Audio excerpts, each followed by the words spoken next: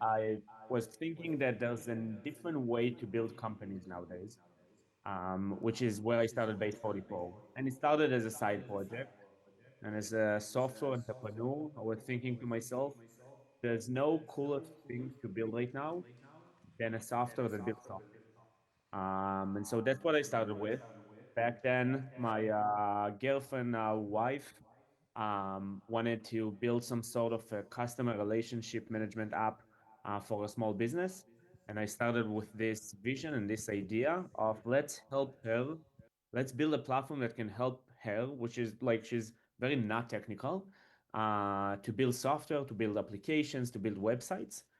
And I started with that. It grew very fast. It got acquired last June. And since then, we grew to 3 million users. There's now over 6 million apps and people Hold on. building. So you have 3 million users that use your product. They built 6 million apps using your product. What is your product exactly? If you were to describe it to somebody that doesn't really know it. A platform very easy to use where you could type in natural language some type of an application you want to build. And this application could be a full SaaS software. It could be a dating app. It could be a website. It could be a game. And Base 44 will basically build it for you. It will handle all the coding, the infrastructure, the user management, the integrations you need to build this software end to end.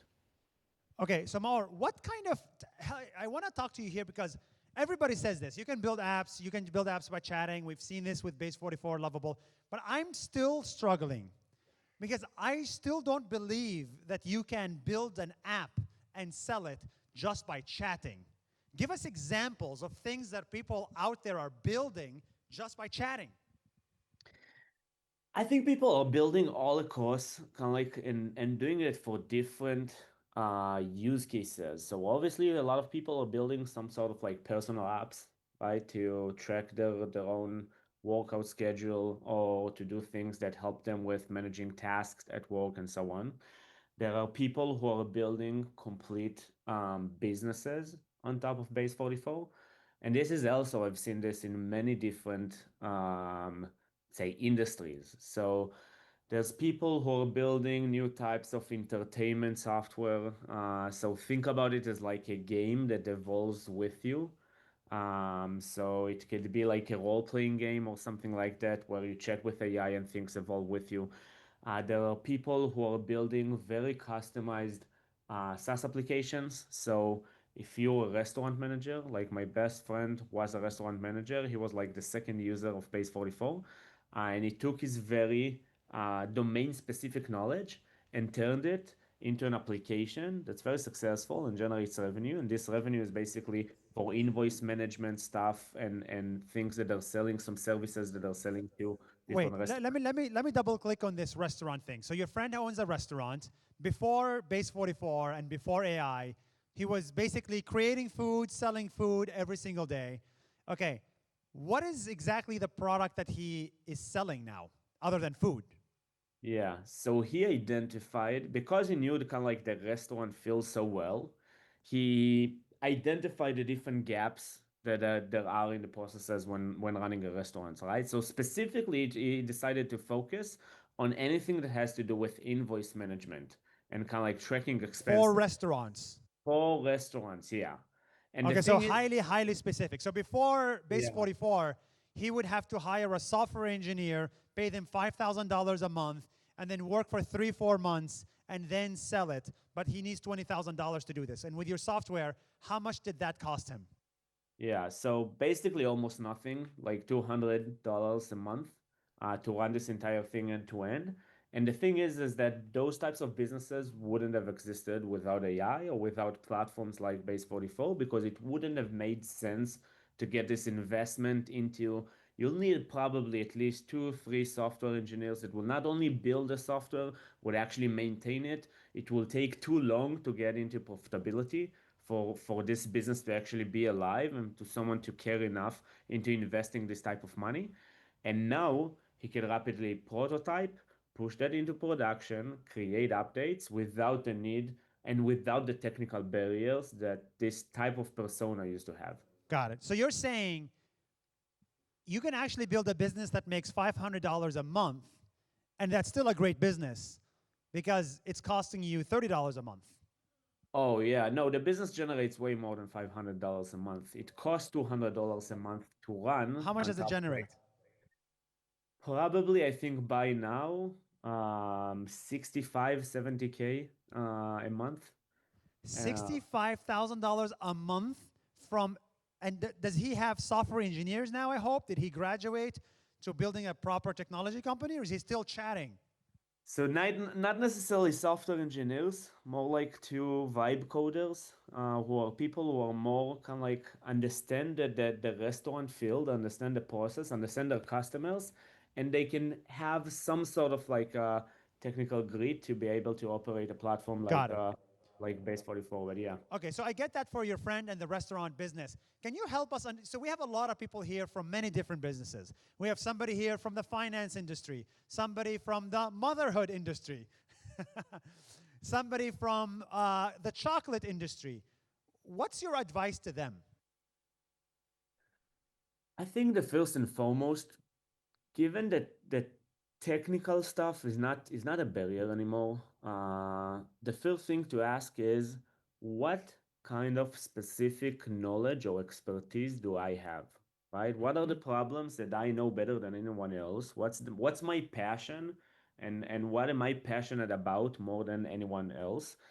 So that you'll have some sort of a leverage, a moat, something that you can start with, that you know that you have enough knowledge to build a product for. There's also a lot of things to think about in the current crazy times that we're having around what AI will bring to the table, what types of like opportunities that it does it open up, right? So I see, for example, many new entrepreneurs try to sell AI into different businesses, well, sometimes I've been thinking about the fact that we can actually start those types of businesses, and that could be like more disruptive. So I'll give an example.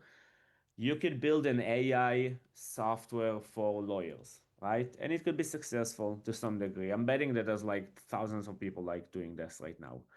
But you can start a new type of law firm that's going to be AI native from the ground up. It's going to be more efficient or can bring a better service or a different kind of service. And I think those types of ideas are not discussed enough. I love that. Okay, so I think this is actually important. This is a very good point he said. So you're saying instead of trying to build an app and like try to sell the app, you could actually build a whole new type of business. Like say I'm going to build a laundry business or a Yeah. lawyer business or an accounting business, and then when you start from zero, you say, okay, what AI do I need to build a better law Yeah. practice than 5 years ago? So you're saying, okay, I, maybe I respond within a second to your complaint. I pick up the phone call within a second because I use AI agents. Is that what you mean? I absolutely, yeah, absolutely. I think we need to take a step back when thinking about starting new businesses and think what's the completely new thing that I can do with AI. And it could be an old type of business that I'm completely revolutionizing with AI or making more efficient. I'm also seeing some other very cool examples of people who are being very creative with what AI opens up. So I've been seeing in the past week, I've met one of one of the users from the community, and they've built a customized e-commerce store. So think about a sneakers selling website, where you can basically design your own sneakers, and then an AI will help you design that, and an AI will later on behind the scenes break it down into a spec, send it to the factory, and bring it to you, which gives an entirely new experience of shopping online. Got it. That's interesting. Okay, so I don't need to become a software developer and sell SaaS and that complicated stuff. I could still continue selling my own shoes, but now I could build a whole new type of website where you can fully customize the shoe and I go make it in China or whatever. Right? So Yeah. that's probably the biggest idea we can learn from this is not everybody here has to go build an app and sell it and figure out how to do it. You can just re-engineer or reimagine your own business with a whole new workflow. Yep. I absolutely agree with that. Okay, Maor, last question. Everybody here, there's a big debate I think we're going to see today. It's just like ChatGPT, Gemini, Claude, Grok. What's your take on all this fighting? There's like everybody's telling I have the best model. Who do you think has the best model? As somebody who you spend millions of dollars every month now on these models, right? So you know better Yeah. than anybody. What's the best model in your opinion? I think depends on the use case. I think what we're seeing is for writing style that's closer to human style and general things, ChatGPT is doing really well. I think for coding, and anything that has to do with like technical stuff, there's definitely something that Anthropic and the cloud models have cracked, and they're way better by miles by mile than anything else. I think Gemini is moving the fastest and becoming kind of like the best designer for now. And also when you get to like cost versus performance, it's in a really good spot. And I think it will continue kind of like to improve, maybe even faster than other models because Google, for those of you who know, also owns kind of like the TPU infrastructure. They don't have to rely on NVIDIA GPUs. Yeah, those three are Got my it. favorite. So I see you hate Grok because you didn't mention it for anything. But just to understand this, so ChatGPT for text, Claude for code, and then Gemini for pictures. That's your Gemini vote. for pictures 100%, and Gemini for things you need a large scale, low cost, kind of So the like, cheapest is Gemini. yeah, yeah, like use the Okay, Flash model, but yeah. amazing. Maor, this has been fascinating. Thank you so much for this. Congratulations on your company that's become super, super massive. And you've inspired all of us. So from all of us, thank you for waking up at 6 a.m. and see you soon. Thank you, Style. Thank you so much. It's been fun. Bye bye. Thank you very much, Mayor. Okay.